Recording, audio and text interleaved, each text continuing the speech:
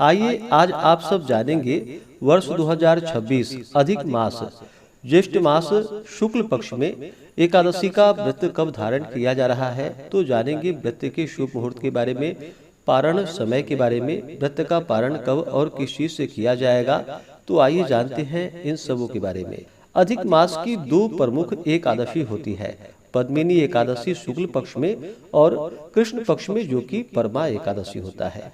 मान्यता है कि इस एकादशी का व्रत करने वाला मनुष्य समस्त पापों से मुक्त होकर अंत में विष्णु लोक को प्राप्त करता है। भगवान विष्णु ने इस व्रत का महत्व सर्वप्रथम देवर्षि नारद को बतलाया था। यह व्रत भक्ति, मुक्ति और पुण्य प्रदान करने वाला माना गया है। तो आइए जानते हैं एकादशी व्रत के शुभ मुहूर्त के बारे में। ज्येष्ठ मास शुक्ल पक्ष की एकादशी तिथि प्रारंभ समय, जो कि 26 मई 2026 दिन मंगलवार सुबह 5:12 और एकादशी तिथि की जो समाप्ति है वह 27 मई 2026 दिन बुधवार सुबह 6:23 पे एकादशी तिथि की समाप्ति है। तो सूर्योदय व्यापनी के अनुसार सभी भक्तजन 27 मई 2026 दिन बुधवार को एकादशी का व्रत धारण करेंगे। द्वादशी तिथि प्रारंभ समय, जो कि 27 मई 2026 दिन बुधवार सुबह 6:24 और द्वादशी तिथि की जो समाप्ति है वह 28 मई 2026 दिन गुरुवार सुबह 7:58 पे द्वादशी तिथि की समाप्ति है। तो सभी भक्तजन व्रत का पारण, जो कि 28 मई 2026 दिन गुरुवार को व्रत का पारण करेंगे।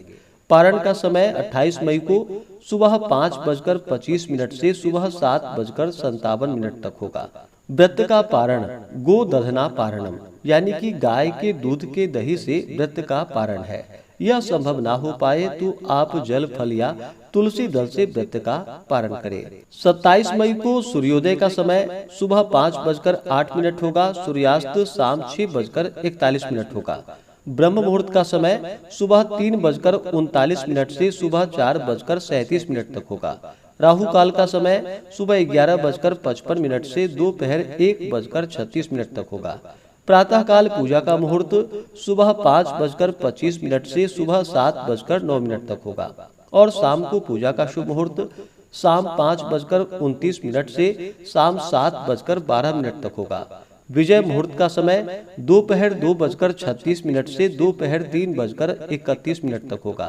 नक्षत्र, जो कि हस्त होगा, सुबह 5:56 तक। उसके बाद चित्रा नक्षत्र होगा। योग इस दिन व्यतिपात होगा रात्रि 3:25 तक। उसके बाद वरियान योग होगा। इस दिन सर्वार्थ सिद्धि योग और रवि योग भी बन रहा है कुछ समय के लिए, जो कि 27 मई को सुबह 5:25 से सुबह 5:56 तक होगा। तो इस दिन पूरे विधि विधान के साथ भगवान विष्णु, माता लक्ष्मी का पूजन करें। गंध, पुष्प, धूप, दीप आदि से पूजा करके भगवान को अनेक प्रकार के ऋतु फल अर्पित करें।